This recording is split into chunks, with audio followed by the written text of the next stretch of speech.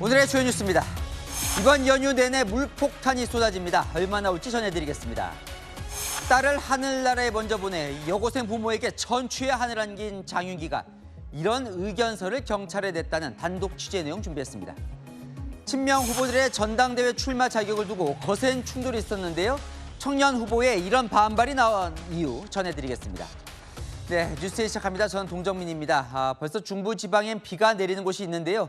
오늘 밤부터 내일 새벽까지 전국적으로 조심하셔야겠습니다. 중부지방을 중심으로 연휴 기간 최대 300mm 극한호우가 예고돼 있습니다. 긴장감이 감도는 수도권과 충청 지역 차례로 연결해서 상황 알아보겠습니다. 먼저 팔당댐에 나가 있는 송채영 기자 연결합니다. 자, 송 기자, 오늘 밤 비가 어느 지역에 얼마나 올 걸로 예상이 됩니까? 네, 기상청은 오늘 밤부터 수도권과 강원 지역을 중심으로 전국에 비가 내릴 것으로 예고했습니다. 특히 수도권과 강원 등 중부 지역에 올 들어 가장 많은 비가 예상됩니다. 이른 새벽부터 시작되는 비는 내일 오전까지 시간당 최대 80mm로 강하게 내릴 전망입니다.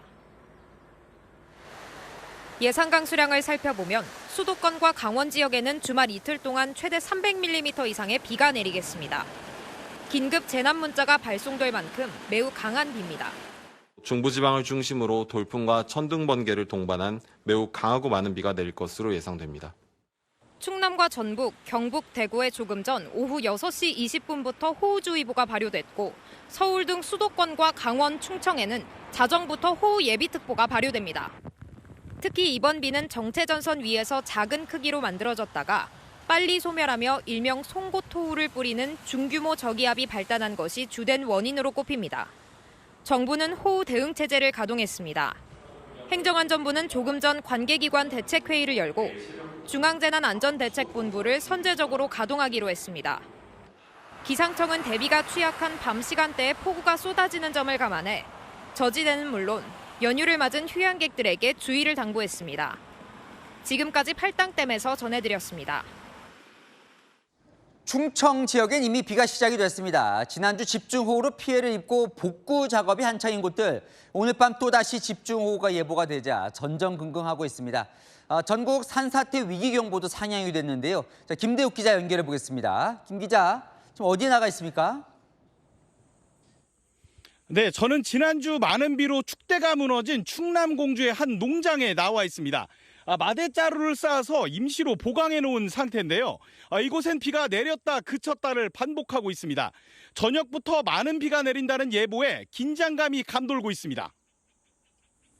지난 집중호우 이후 일주일이 지났지만 아직도 곳곳엔 땅이 갈라진 모습을 볼 수 있습니다. 자칫 많은 비가 더 내리면 추가 피해도 우려되는 상황입니다. 응급복구 마쳤다고 가시는데 지금 보시다시피 이런 상태이기 때문에 불안하기 짝이 없죠. 밤에 어떻게 잠을 잘 수 있겠습니까? 지난 집중호우 당시 옹벽이 무너져 주민들이 대피했던 경기 용인 전원주택 단지도 상황은 비슷합니다. 일부 주민은 여전히 대피소 생활을 하고 있고 보수 작업도 끝내지 못했는데요. 밤사이 많은 비가 내린다는 소식에 주민들은 대피가 길어질까 불안감을 감추지 못합니다. 나 이틀 잤나 사흘 잤나 그런데 걱정하지 말라는데 그래도 어떻게 마음속으로도 걱정이 되지 안 될 리가 있어. 최대 300mm 이상의 많은 비가 예보되자 산림청은 제주를 제외한 전국 15개 시도에 산사태 위기경보를 주의 단계로 상향했습니다. 특히 밤사이 비가 거세지는 야행성 폭우라 피해 우려가 큰 만큼 야외 활동을 자제하고 산사태 취약 지역엔 접근하지 말 것을 당부했습니다. 지금까지 충남 공주에서 전해드렸습니다. 밤사이 많은 비 예보에 걱정이 큰 곳이 있는가 하면 다른 이유로 잠 못 드는 지역이 있습니다. 바로 제주인데요. 폭염특보 속에 열흘째 열대야가 이어지고 있습니다. 허준원 기자입니다. 우거진 숲을 그늘 아래서 주민들이 휴식을 취합니다. 조금이라도 햇볕을 가리려 양산에 모자, 토시까지 챙겼습니다. 얼음물을 마셔봐도 수돗물로 세수를 해봐도 그때뿐입니다. 더워가지고 밖에 잘 돌아다니지도 못하고 자꾸 실내만 찾게 되고 에어컨만 찾게 되고.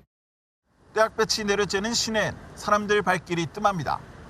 햇볕에 달궈진 도로는 금세 35도에 육박합니다. 손님을 기다리는 상인의 얼굴과 옷엔 금세 땀이 한가득입니다.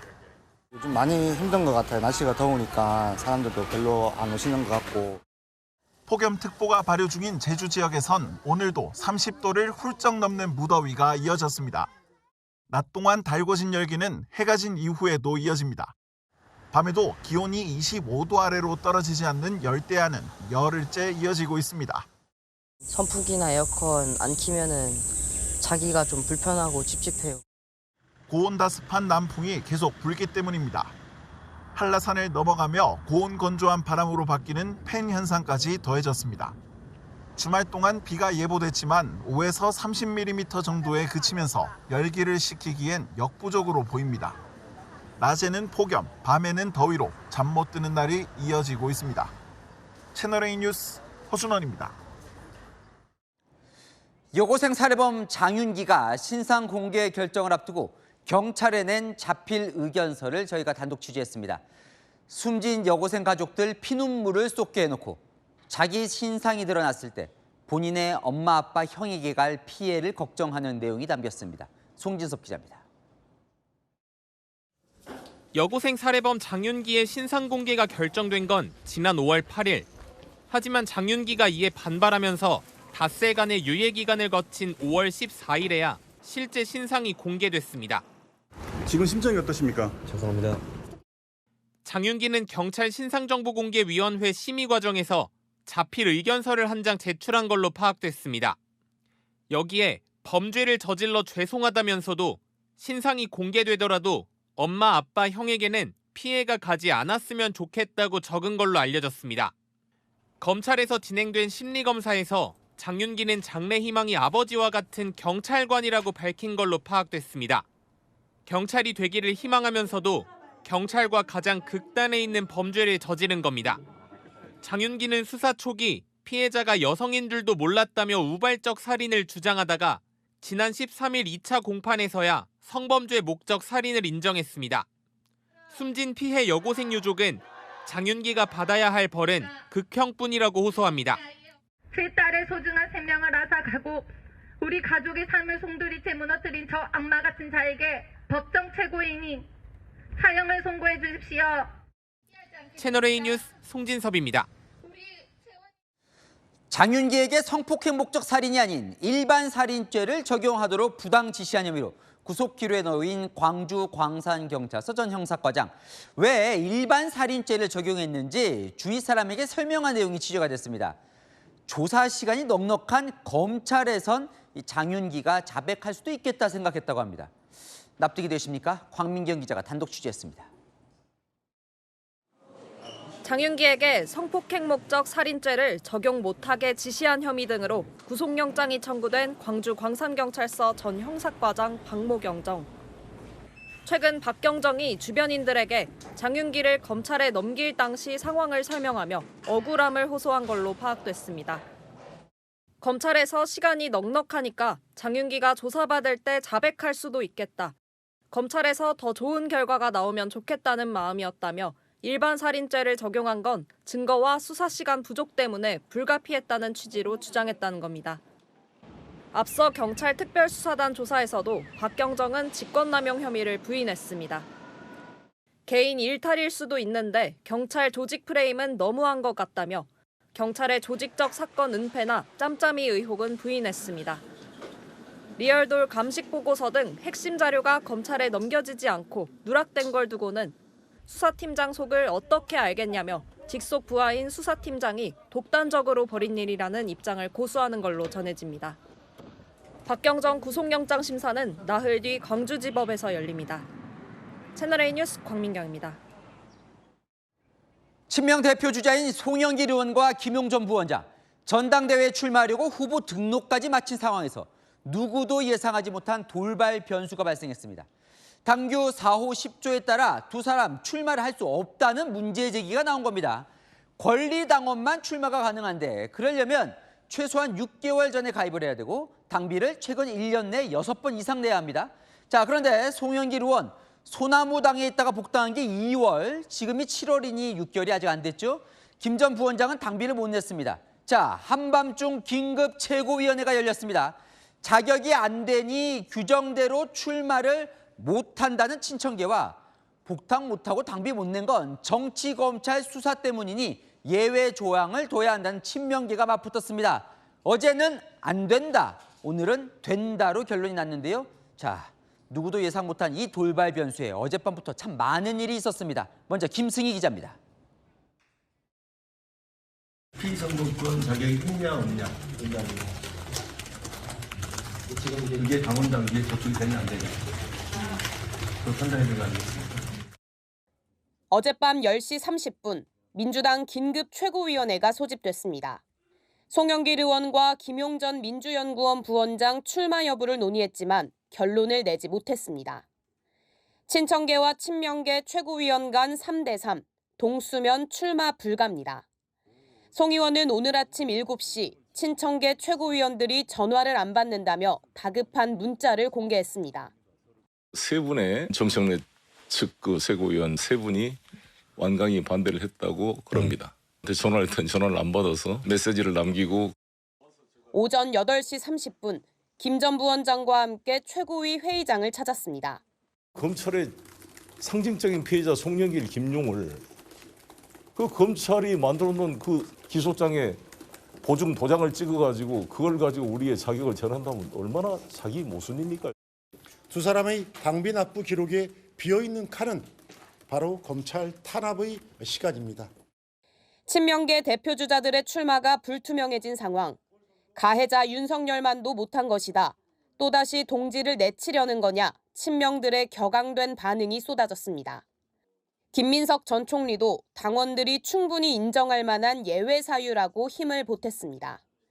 오늘 아침 최고위에서 친청계 최고위원이 불참하면서 3대2로 예외를 허용하기로 결정했고 오후 당무위에서 후보 자격을 인정했습니다. 채널A 뉴스 김승입니다. 두 사람의 출마가 가능해지자 친청계는 사실상 특혜를 준 오욕의 날이라며 반발했습니다.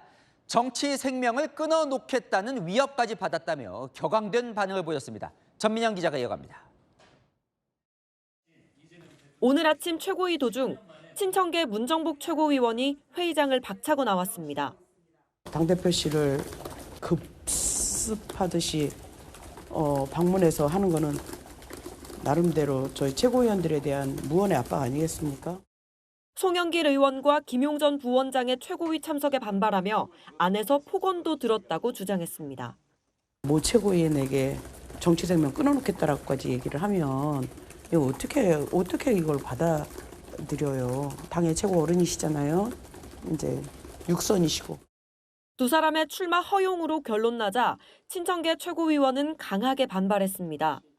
민주당 역사에서 또 하나의 오점을 남긴 날이 되어버렸습니다. 그 자리에 있었다는 사실이 대단히 부끄럽고 청년들에게 오늘의 당의 이런 결정이 어떤 신호를 보낼지 한번 다들 곱씹어 보시면 좋겠습니다. 정치 생명을 끊어놓겠다고 협박을 했다고 그런 협박을 혹시 받으신 게 있는지 저는 답변하지 않겠습니다. 조승래 전 사무총장은 차라리 이번 전당대회는 무제한, 무규정으로 치르자고 비꼬았습니다. 정청래 전 대표가 앞서 계엄을 함께 이겨낸 동지들이라며 두 사람 구제 의사를 내비쳤지만 친명계는 이중적이라고 쏘아붙였습니다. 이건태 의원은 한쪽은 구제, 한쪽은 봉쇄, 혹시 짜고 치는 팀플이냐고 의심했습니다. 채널A 뉴스 전민영입니다. 두 후보의 출마 가능해 이게 공정이냐? 청년 민주당 정치인들이 반발하고 나섰습니다. 60대, 80학번, 60년대생을 지칭하는 686에만 왜 너그럽냐는 건데요. 이 4년 전 청년 후보에겐 입당 조건 6개월을 채우지 못했다며 출마를 불허해놓고 왜 이번에만 특혜를 주냐는 반발입니다. 이 법적 분쟁으로 비화될 가능성도 있습니다. 최주현 기자입니다. 당대표 선거 출사표를 던진 36세 김보미 전 강진구 의원. 송영길 의원과 김용전 부원장의 전당대회 출마가 예외적으로 허용되자 이게 공정입니까라는 반발 성명서를 냈습니다. 청년 박지원은 안 되고 686 송영길은 되냐며 자격 안 되는 면접자를 위해 기준을 바꾼 셈이라고 지적했습니다. 지난 2022년 전당대회 당시 입당 6개월 미만 규정에 걸려 서류조차 접수하지 못했던 당시 26세 박지원 전 비대위원장과의 형평성 문제를 제기한 겁니다. 박지원 전 비대위원장이 소중한 더불어민주당의 인재이지만 예외를 인정할 불가피한 사유를 발견하지 못했다. 죄송합니다. 당직 선출 규정에 따른 표현법권 작용 요건의 서류 접수 자체도 진행할 수 없습니다. 당사자인 박 전 위원장도 청년은 안 되고 686은 된다는 불공정 정당을 선포한 날이라고 반발했습니다. 곧 퇴장해야 할 686에게는 한없이 너그럽고 앞날이 창창한 미래 세대는 칼날처럼 쳐내는 이중잣대 앞에 깊은 참담함을 느낀다고 했습니다. 민주당 관계자는 송영길 의원의 경우 복당이 된 사례이기 때문에 6개월 규정 적용 예외가 가능하다며 박 전 위원장 사례와는 다르다고 설명했습니다. 채널A 뉴스 최주현입니다. 김민석 전 총리가 봉하마을 노무현 전 대통령 묘역을 방문했습니다. 2002년 대선 때 노무현 당시 후보의 사퇴를 촉구하고 탈당했던 일에 대해 사과를 했습니다. 송영길 의원은 유시민 전 작가가 대통령을 깔보는 면이 있다고 주장했습니다. 배정현 기자입니다. 노무현 전 대통령 묘역을 찾은 김민석 전 국무총리. 굳은 표정으로 고개를 숙입니다. 지난 2002년 대선 당시 정몽준 후보와의 단일화를 주장하며 당을 탈당했던 이른바 후단협 사태를 사과했습니다. 노무현 대통령님께는 죄송한 역사가 있었고 지금 다시 이제 당대표 출마를 한 상황이기 때문에 저는 다시 한번 그런 어떤 과거에 있었던 죄송함 또 그리고 그것을 전체적으로 포용해 주신 데 대한 감사함. 앞서 올린 SNS 글에선 마음의 상처를 입으신 노 전 대통령과 노사모를 비롯한 모든 분들께 깊이 사과드린다며 당시 저희 오판과 부족으로 18년의 야인 시절을 겪었다고 회고했습니다. 송영길 의원은 필패론을 제기한 유시민 작가를 맹폭했습니다. 유 작가의 명문대 출신이란 허위의식이 이재명 대통령을 깔보는 면이 있다고 본다고 주장했습니다. 소위 유시민처럼 저처럼 서울대 연대 고대 나온 이런 잘 나가는 운동권 귀족들이 보기에는 듣보잡인 거잖아. 기본적인 어떤 편견이 있다. 자기 어떤 허위의식을 극복해야 된다. 김 전 총리도 유 작가의 발언을 재차 지적했습니다. 여러 번 그런 비슷한 말씀을 하신 적이 있고 근데 그것이 꼭 과거에도 맞지 않았고 이번에도 맞지 않을 것이다. 친명계는 유 작가의 독설로 민주당이 분열의 길목에 들어섰다며 비판을 이어갔습니다. 채널A 뉴스 배정현입니다. 오세훈 서울시장이 증시를 투전판으로 만들고 있다며 이재명 정부의 자본시장 정책을 강하게 비판하고 나섰습니다. 나경원 의원도 국민의 피 같은 투자금을 사기판에 밀어넣었다며 단일 종목 레버리지 정책을 지적했습니다. 서창우 기자입니다. 청년을 투전판으로 내몰고 다른 쪽에서는 비탄감으로 생색을 낸다. 오세훈 서울시장은 정부가 청년들에게 태업을 권하고 있다며 날을 세웠습니다. 올해 코스피 사이드카가 글로벌 금융위기 때보다 많은 37회 발동됐다며 투전판으로 변질된 건 단일 종목 레버리지 파생 상품의 위험성을 알고도 승인하고 수수방관한 명백한 인재라고 비판했습니다. 월급 모아 집 사는 사다리가 끊어진 사회에서 마지막 보루였던 자본시장이 잔인한 덫이 됐다고도 했습니다. 자본시장의 비극은 부동산 시장으로 옮겨붙는 도미노 폭탄이 되고 있다고도 주장했습니다. 파생상품 승인 과정에 대한 감사가 필요하다고 정부를 압박했습니다. 나경원 국민의힘 의원도 대한민국 주식시장이 아사리판으로 변했다며 국민의 피 같은 투자금을 사기판의 판돈으로 밀어넣었다고 비판했습니다. 시장을 망가뜨린 책임을 물어 김용범 정책실장을 파면해야 한다고 주장했습니다. 채널A 뉴스 서창우입니다.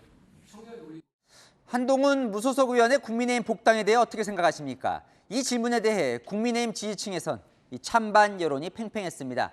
한 의원은 국민의힘 의원들과의 설전을 멈추고 민주당 의원과 토론에 나섭니다. 손인혜 기자입니다.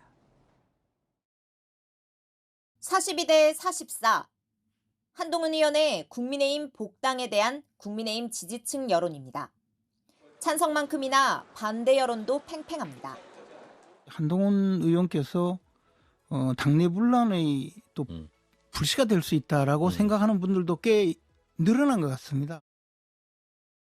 최근 계엄 당일 행적으로 안철수 의원과 설전을 벌인 한 의원은 이제 총구를 여권으로 겨눴습니다. 한 의원은 오는 23일 이건태 민주당 의원과 보안 수사권 끝장 토론을 합니다. 검사 선후배 사이, 하지만 법무부 장관과 이재명 대통령 변호인 출신으로 그동안 설전을 벌여왔습니다. 대장동 이재명 변호인들이 민주당의 공천에서 하나같이 순항죽이나는 보도를 봤습니다. 공천으로 자기 범죄에 변호사비 대납하는 겁니다. 핸드폰 24자리 그것부터 국민 앞에 까고 확인을 받으세요. 그러면 우리가 이 자리에 불러서 증인으로 부르겠습니다. 채널A 뉴스 손인혜입니다. 네, 대관령 터널에서 차량 4대가 잇따라 추돌했습니다. 사고 직후 불길이 솟구치면서 터널 안은 연기에 휩싸였고 통행이 통제된 상태입니다. 강경모 기자입니다. 고속도로 터널을 달리던 차량들이 비상등을 켜고 속도를 줄입니다. 미처 속도를 줄이지 못한 차량이 앞차들을 들이받으면서 연쇄 추돌로 이어집니다. 차량들 사이에서 불길이 치솟더니 순식간에 터널 내부가 시커먼 연기로 가득 찹니다.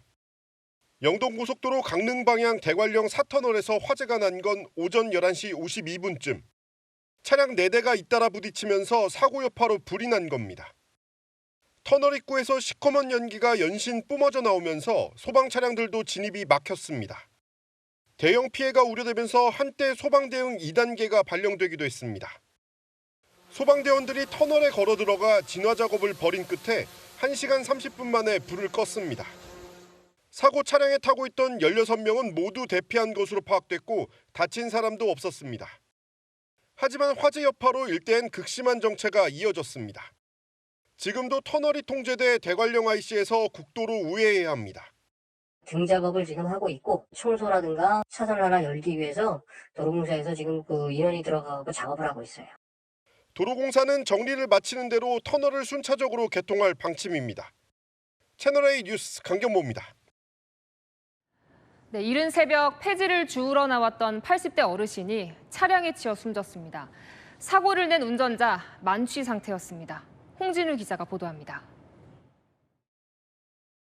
할머니가 폐지가 가득 실린 리어카를 끌고 갑니다. 차량이 뜸해진 틈을 타 도로를 건너려는 순간 승용차 한 대가 할머니를 덮칩니다. 리어카에 실린 폐지와 상자들이 도로에 나뒹굽니다. 운전자가 다급히 차에서 내려 심폐소생술을 합니다. 다친 사람 이거 하면 안 되는데 최선을 다해서 그 사람 안고 나가고 이래 하더라고요. 창원시의 한 도로에서 20대 남성이 몰던 승용차가 80대 할머니를 치는 사고가 난 건 새벽 4시 반쯤. 크게 다친 할머니는 병원으로 옮겨졌지만 숨졌습니다. 사고 충격에 리어카 손잡이가 엿가락처럼 휘었습니다. 할머니는 이른 새벽부터 폐지를 수집하러 나왔다 변을 당했습니다. 한 달에 30만 원씩 꼭꼭 원터가 준다. 사고가 난 곳은 어린이 보호구역 인근으로 제한속도 시속 30km 구간입니다. 운전자는 면허 취소 수준의 만취 상태에서 운전한 것으로 드러났습니다. 아무리 측정하게 된 거고 해서 만취시다. 그까지만. 경찰은 운전자를 입건하고 과속 여부 등을 조사하고 있습니다. 채널A 뉴스 홍진우입니다. 아무리 술에 취했다지만 어떻게 여기서 턱걸이할 생각을 했을까요? 20대 남성이 탑골공원 담벼락에 매달려 턱걸이를 하다 기왓장을 깨뜨렸습니다. 법원은 문화재를 훼손한 책임이 가볍지 않다며 징역형 집행유예를 선고했습니다. 백승현 기자가 취재했습니다. 지난 3월 18일 서울 종로구 탑골공원을 찾은 20대 남성. 술에 취해 탑골공원 기와 담벼락에 매달렸습니다. 함께 있던 일행에게 턱걸이 동작을 보여주려고 한 건데 스키와 서너 개가 한꺼번에 떨어져 부서졌습니다. 담벼락 빈 공간이 한눈에 들어올 정도였습니다. 성인 키보다 높은 담벼락 기왓장에 매달렸던 남성은 결국 바닥에 떨어진 채 경찰에 적발됐습니다.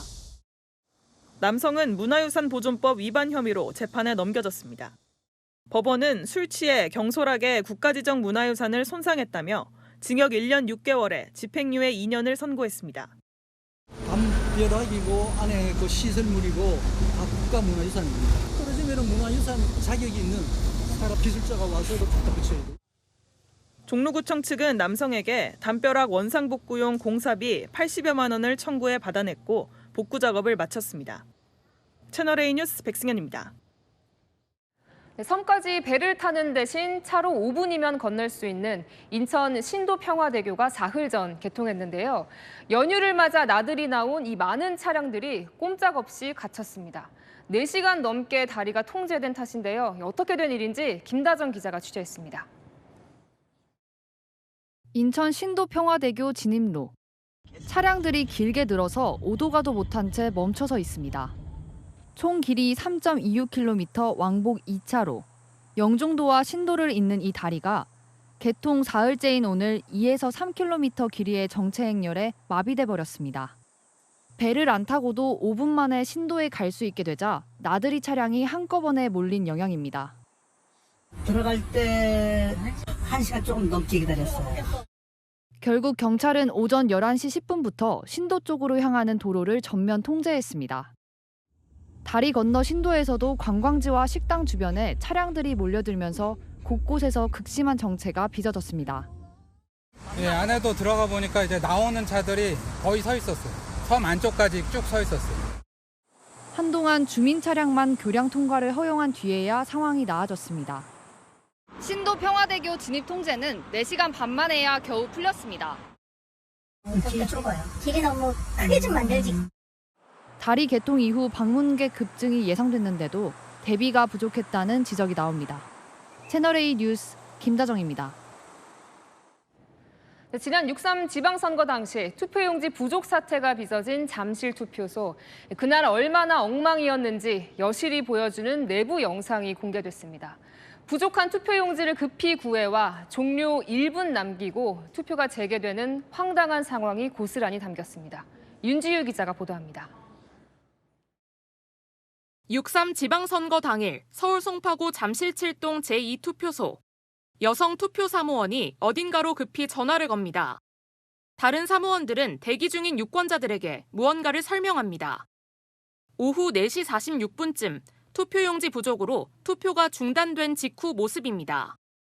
투표용지가 500매도 안 남았다는 보고와 추가 용지를 보내달라는 요청은 이미 한두 시간 전 이뤄졌지만 투표 중단을 막지 못했습니다. 기다림이 하염없이 길어지자 대기하던 유권자의 항의가 쏟아지고 경찰이 투표소로 출동합니다. 오후 5시 38분 한 남성이 종이봉투를 들고 급히 투표소로 들어옵니다. 투표 중단 50분이 지난 뒤에야 추가 용지가 도착한 겁니다. 이곳 투표록엔 용지 수령 직후인 오후 5시 39분 선거 재개를 알렸다고 기록돼 있지만 CCTV상 투표 재개 시점은 오후 5시 59분으로 확인됩니다. 투표 마감 시간을 불과 1분 남겨두고 투표가 재개된 겁니다. 오후 6시쯤 선거사무원이 용지 200장이 든 비닐봉투를 들고 헐레벌떡 도착했지만 1년 번호를 손글씨로 적는 무번호 용지라 투표 준비까지는 시간이 걸렸습니다. 채널A 뉴스 윤지유입니다.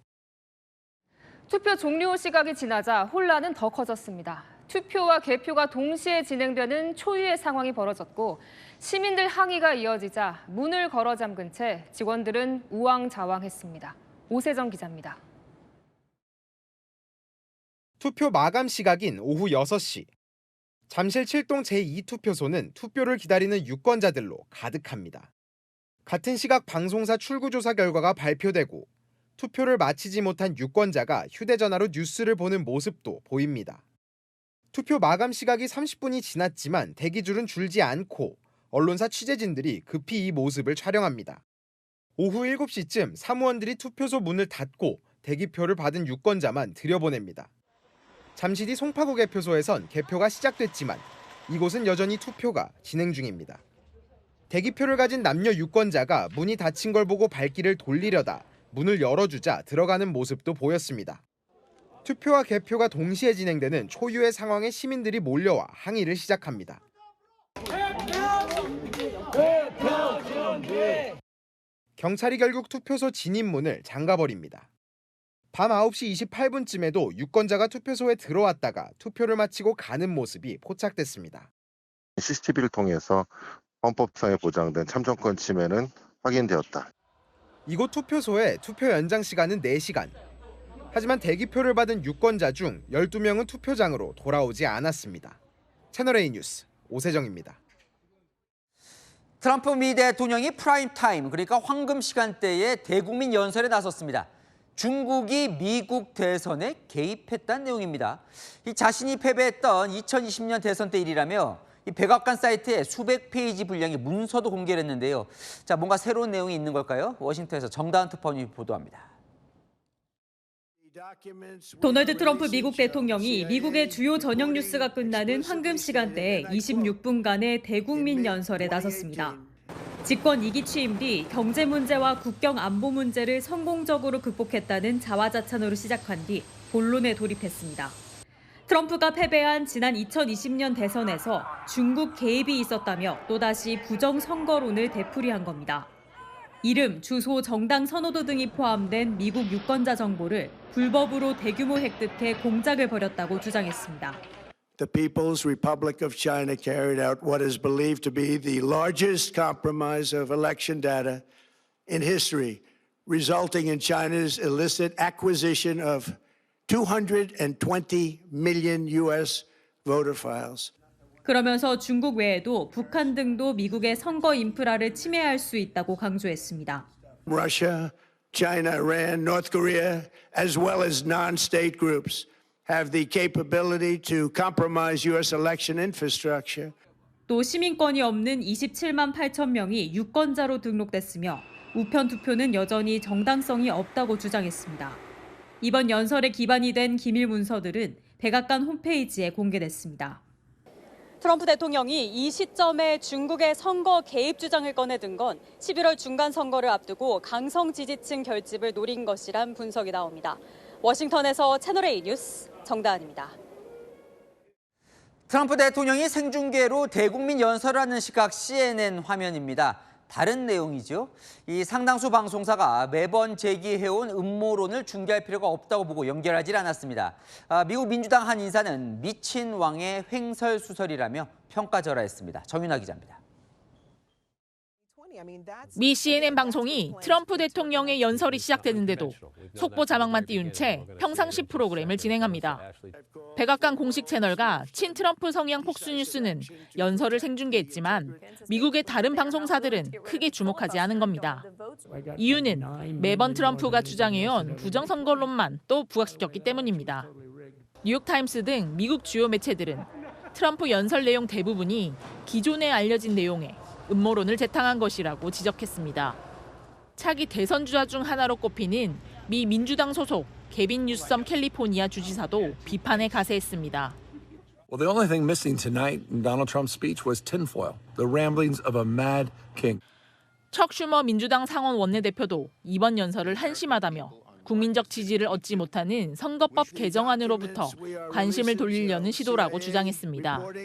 한편 중국이 부정선거에 개입했다는 트럼프의 연설이 끝났을 즈음 상하이의 AI 국제대회에 참석한 시진핑 중국 국가주석은 별다른 반응은 없었습니다. 중국 외교부는 미국의 주장은 순전히 근거 없이 날조한 것이라며 미 대선에 개입하는데 관심도 없고 개입한 적도 없다고 반박했습니다. 채널A 뉴스 정윤아입니다. 엿새째 이어진 미국의 이란 공습, 이제 수도 테헤란 근처까지 갔습니다. 교량, 철도, 공항이 초토화됐습니다. 트럼프 대통령은 머지않아 결실을 볼 거라고 자신을 했습니다. 손주연 기자입니다. 다리 위에서 붉은 불길이 치솟습니다. 교량은 형체를 알아볼 수 없게 무너졌고 인근 차량은 부서진 채로 흙더미에 뒤덮였습니다.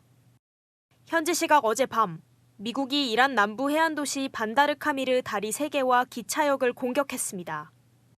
미 중부사령부는 이란의 해안 방공시설, 군수물자 기반 시설, 해상전력 등 수십 곳의 군사목표물을 정밀 타격했다며 영상을 공개했습니다. 미국의 공습 범위는 점차 확대되고 있습니다. 호르무즈와 맞닿은 이란 남부 지역에선 교량과 철도, 공항 등이 공습을 당했고 이란의 수도 테헤란 인근 내륙에서도 잇따라 폭발이 보고됐습니다. 미국 전쟁연구소는 테헤란 동부 샘난주의 경납고가 피해를 입었다고 분석했습니다. 트럼프 대통령은 오늘 백악관 대국민 연설에서 이란에 대한 승리를 자신했습니다. We are likewise winning big in Iran, and you will see the fruits of that labor very, very shortly. 미군이 인프라 공격에 집중하자 이란은 곧바로 반격에 나섰습니다. در صورتی که تهدیدهای اخیر رئیس جمهور از توی سرشار آمریکا مبنی بر هدف قرار دادن زیرساخت‌های ایران اسلامی توسط ارتش متجاوز آن کشور عملی شود. 아울러 전선을 넓히는 전술도 펼치고 있습니다. 이란은 전력 인프라가 공격을 받으면 예멘의 후티 반군에게 홍해를 차단하라고 요구한 것으로 전해집니다. 채널A 뉴스 손주영입니다. 조종사가 타지 않은 무인 전투기가 조종사가 탄 이 적의 적투기와 상대하는 시대가 열리고 있습니다. 미국이 개발 중인 차세대 무인 전투기, 처음으로 하늘에 있는 타깃을 맞추는 공대공 미사일 발사에 성공했습니다. 함께 보시겠습니다. 이건희 기자입니다. 전투기 한 대가 이륙을 준비합니다.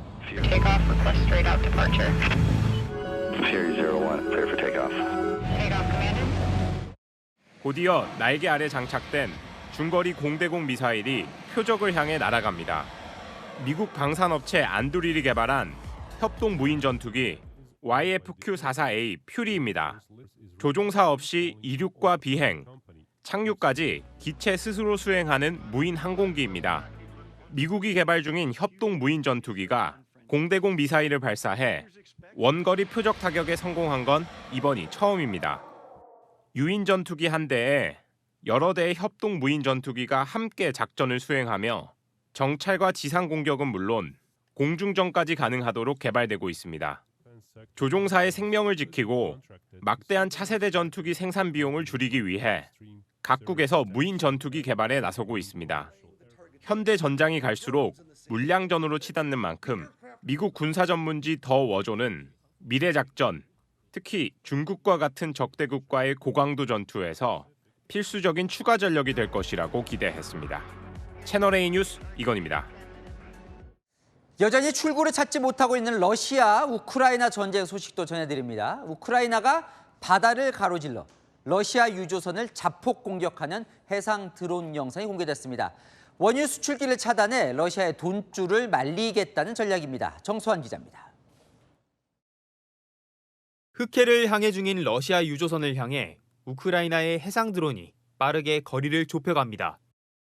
러시아 유조선에서 쏜 탄환에 생긴 걸로 보이는 물기둥 사이로 직진해 결국 자폭합니다. 화염과 연기가 치솟는 유조선을 향해 추가 타격을 하는 듯한 다른 수상 드론의 모습도 보입니다. 또 다른 유조선도 우크라이나가 띄운 해상 드론의 배 옆구리를 공격받습니다. 러시아 유조선 루이스-1과 반다가 우크라이나 해상 드론의 자폭 공격에 당한 건 현지 시각 어제입니다. 이들 배는 원유를 몰래 수출해 러시아의 전쟁 자금을 대는 이른바 그림자 함대 소속으로 알려져 있습니다. 최근 우크라이나는 러시아의 원유 수출로와 정유 시설에 대해 바다와 하늘을 가리지 않고 집중 공격하고 있습니다. 러시아는 국내 석유 공급망도 타격을 받으면서 곳곳에서 휘발유 배급제를 시행 중입니다. 채널A 뉴스 정소환입니다. 네, 미국 뉴욕 하늘이 잿빛으로 뒤덮였습니다. 캐나다 산불 연기가 여기까지 밀려온 건데요. 사흘 뒤 월드컵 결승전이 열리는데 영향은 없을지 김세인 기자가 보도합니다. 뿌연 잿빛 공기가 하늘을 가득 메웠습니다. 빌딩 숲도 희뿌연 연기에 가려 윤곽만 희미하게 드러납니다. 현지 시각 어제 캐나다에서 발생한 대형 산불로 인해 뉴욕 맨해튼 일대가 잿빛 도시로 변한 겁니다. Tell us that's really bad air quality. Yeah, it's a concern.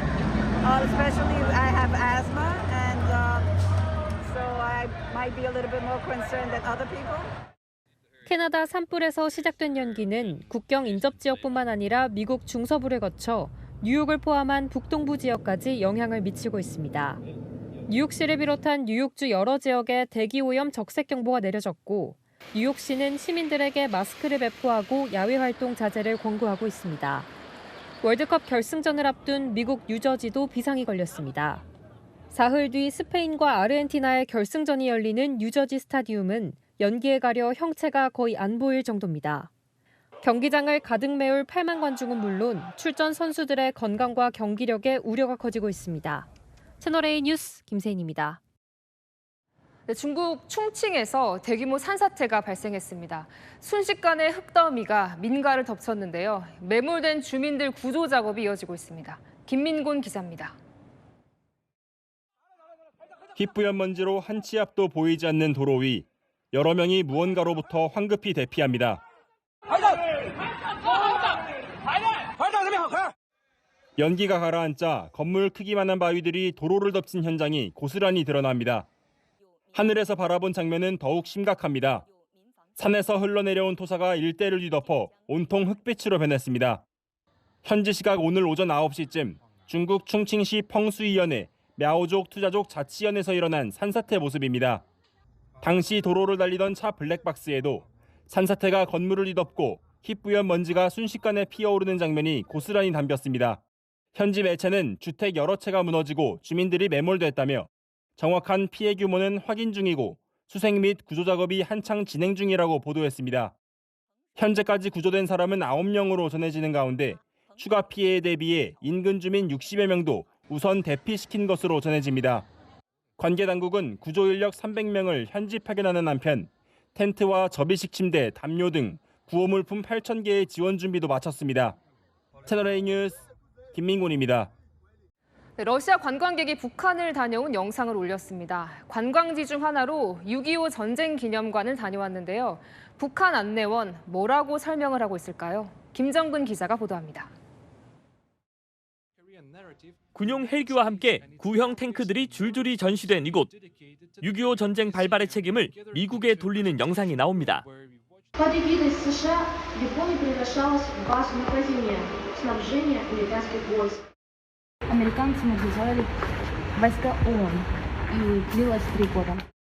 러시아 관광객이 공개한 조국 해방전쟁 승리 기념관의 모습입니다. QR코드를 이용해 스마트폰으로 택시를 부를 수 있다는 안내원. Сколько стоит проехать 1 километр на такси?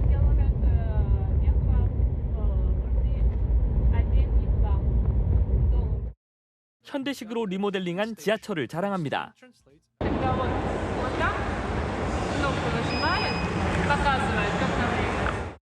하지만 한눈에 봐도 오래된 열차엔 승객이 직접 문을 열고 탑니다. 밤 10시가 되자 평양역 간판에 불이 꺼지고 김정일 전 국방위원장이 직접 지은 노래가 흘러나옵니다.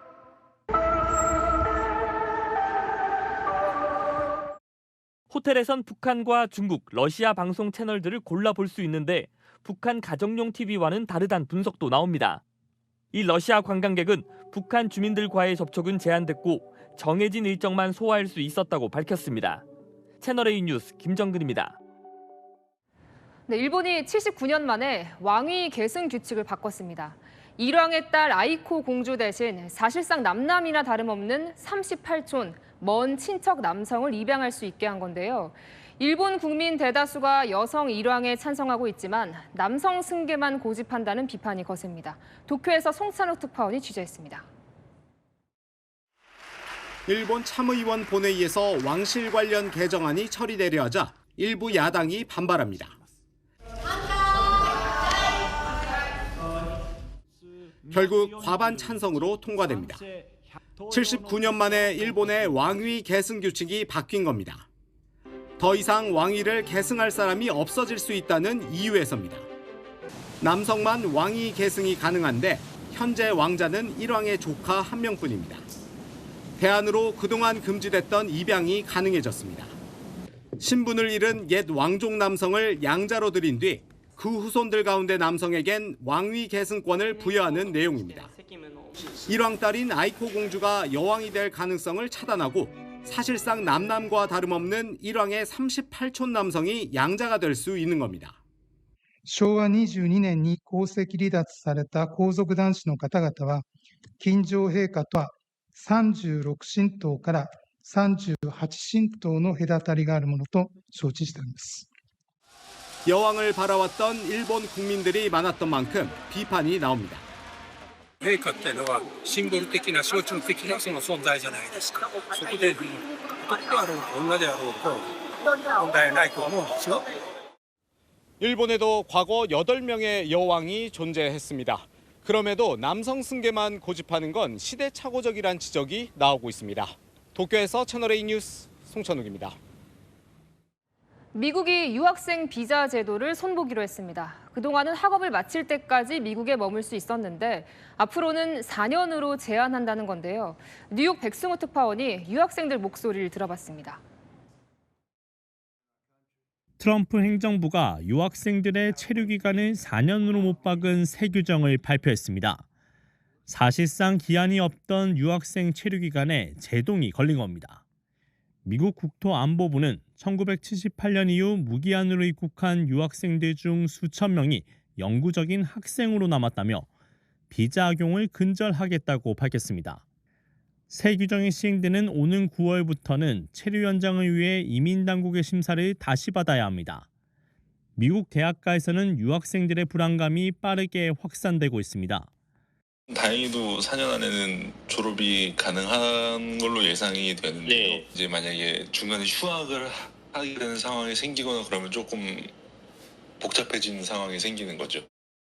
비자 준비에 드는 시간과 비용 부담도 훨씬 커질 거란 우려도 나옵니다. 저는 비자 준비 다 셀프로 했었거든요. 이제는 변호사를 선임을 하자고 잘 준비를 하자. 한번 디클라인 되면 다시 받기가 워낙 어려운 땅이니. 미국 전체 유학생 수 120만 명. 이 가운데 세 번째로 많은 4만여 명의 한국인 유학생들에게도 적지 않은 영향을 미칠 전망입니다. 뉴욕에서 채널A 뉴스 백수호입니다. 네, 요즘 주식시장 오르락 내리락 어지러울 정도죠. 미국 나스닥에 상장한 SK하이닉스 ADR도 급등락을 반복하며 투자자들 마음을 졸이고 있는데요. 최태원 회장이 직접 가만히 갖고 있으면 된다 조언했습니다. 김지윤 기자입니다. 인공지능 관련 대담에 나선 최태원 대한상공회의소 회장. 최근 조정을 받으며 하락세를 보이고 있는 SK하이닉스 주가와 관련해 장기 투자를 조언했습니다. 주가가 어떻게 될지는 자신도 모른다면서도 샀다 팔았다 하지 말고 가만히 갖고 있는 게 재산 보전에 좋은 방법이라고 말했습니다. 시간이 지나면 우상향할 거라고 덧붙였습니다. SK하이닉스 미국 주식 예탁 증서는 상장 이후 최근 이틀 동안 약 21% 떨어졌습니다. 국내 증시에서도 지난 6월 장중 최고가인 298만 원 대비 32% 하락했습니다. 최 회장이 장기 투자를 강조한 건 메모리 수요가 기하급수적으로 늘어날 거란 데 따른 겁니다. 현재 나온 AI는 4살짜리 아이입니다. 얘가 더 성숙을 해야 합니다. 다만 주가는 단기적으로 변동성이 이어질 수 있다고 덧붙였습니다. 채널A 뉴스 김지윤입니다. 국가대표 축구 선수 출신 이천수 씨가 대한축구협회 개혁을 두고 쓴소리를 쏟아냈습니다. 회장이나 감독만 바뀐다고 협회가 달라지지 않을 거라며 개혁 대상으로 핵심 인물 5명을 콕 집었습니다. 박자은 기자입니다.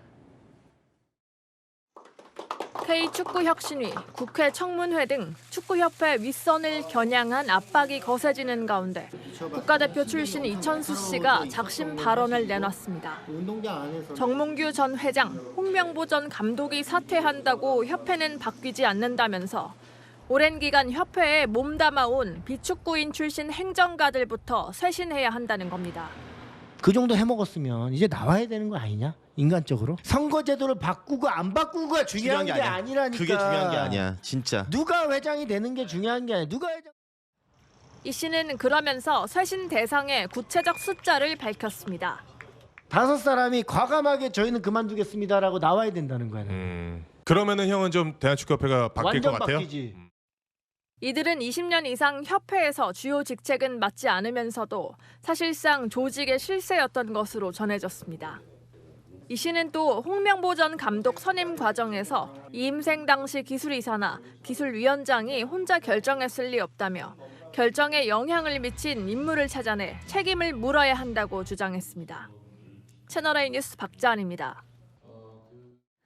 네, 폐점한 홈플러스 매장 안 펫숍에 남겨졌던 강아지들이 긴급 구조됐습니다. 입양해줄 새 주인을 기다리고 있다는데요. 김태우 기자가 취재했습니다. 갑갑한 듯 몸을 세워 창문에 기대보고 인기척이 느껴지자 반응합니다. 털은 엉켜있고 피부는 상처난 듯 붉게 올라왔습니다. 지난달 문을 닫은 인천의 한 홈플러스 매장 안 펫숍 모습입니다. 최근 이 사진이 SNS를 통해 퍼지면서 강아지들이 제대로 관리되지 못한 것 아니냐는 우려가 커졌습니다. 결국 동물보호단체가 현장을 확인했고 점주와 협의 끝에 7마리의 강아지들을 긴급 구조했습니다. 펫숍 직원들은 최근까지 사료를 주고 우리를 청소하는 등 최소한의 관리는 이어온 것으로 알려졌습니다. 다만 홈플러스 영업 중단으로 입점업체의 경영난이 이어졌고 동물 관리에 어려움이 커졌다는 설명입니다. 최소 몇 달은 된 거거든요. 영양 상태도 별로 안 좋았고 전염성이 있는 장염을 가지고 있는 친구들이 반 정도 됐고요. 구조단체 측은 건강을 되찾는 대로 입양 절차를 진행할 예정입니다. 채널A 뉴스 김태우입니다. 네, 서희초등학교 교사 사망 3주기를 맞아 교사 수천 명이 검은 상복을 입고 거리로 나섰습니다. 교실을 소송 전쟁터로 만든 무고성 아동학대 신고와 악성 민원을 막아달라며 목소리를 높였습니다. 최다희 기자입니다. 도로 위에 검은색 옷을 맞춰 입은 사람들이 줄지어 앉아 있습니다. 지난 2023년 서희초등학교 교사 사망 3주기를 맞아 전국에서 교사 4천여 명이 상복 차림으로 거리로 나선 겁니다. 이들은 교육보다 학생과 부모 눈치를 더 살펴야 하는 현실에 대해 목소리를 높였습니다. 너희 선생 신고해서 선생 못하게 만들겠다는 말을 하지 않았다면 어땠을까요? 정당한 생활지도가 아동학대로 신고당하는 현실도 고발했습니다. 정서적 아동학대를 금지하는 모호한 법 규정에 악성 민원과 무고성 신고에 늘 시달린다는 겁니다. 최근 교권 회복을 다뤄 주목받은 드라마보다 실제 교육 현장은 훨씬 심각하다는 고백도 터져나왔습니다. 드라마를 보지를 못하겠더라고요. 왜냐하면 정말 PTSD라고 하죠. 그게 찾아올까 봐 옛날에 있었던 공포스러웠던 일이 다시 머릿속에 생각나기 때문에 교사들은 교실을 사법전쟁터로 만든 기형적 구조를 부숴야 한다며 교육부가 교육 현장 붕괴를 책임지라고 요구했습니다. 채널A 뉴스 최다희입니다. 내일 새벽부터 오전 사이 중부지방에 극한 호우가 내립니다. 호우 긴급 재난 문자도 발송될 가능성이 높은데요. 이 시간대엔 가급적 외출을 자제하시기 바랍니다. 오전까지 중부는 시간당 강수량이 최대 80mm에 달하겠고요. 그 이후에도 1시간에 최대 50mm가 쏟아져서 긴장을 늦춰선 안 되겠습니다. 호우 예비특보가 내려진 중부에는 모레까지 300mm 이상, 남부에도 150mm 이상의 물폭탄이 떨어집니다. 비는 화요일까지 길게 이어질 텐데요. 최근 많은 비가 내렸기 때문에 산사태 위험이 큽니다. 전국의 산사태 위기경보도 주의로 상향 조정됐습니다. 날씨였습니다. 뉴스에 마칩니다. 시청해주셔서 감사합니다.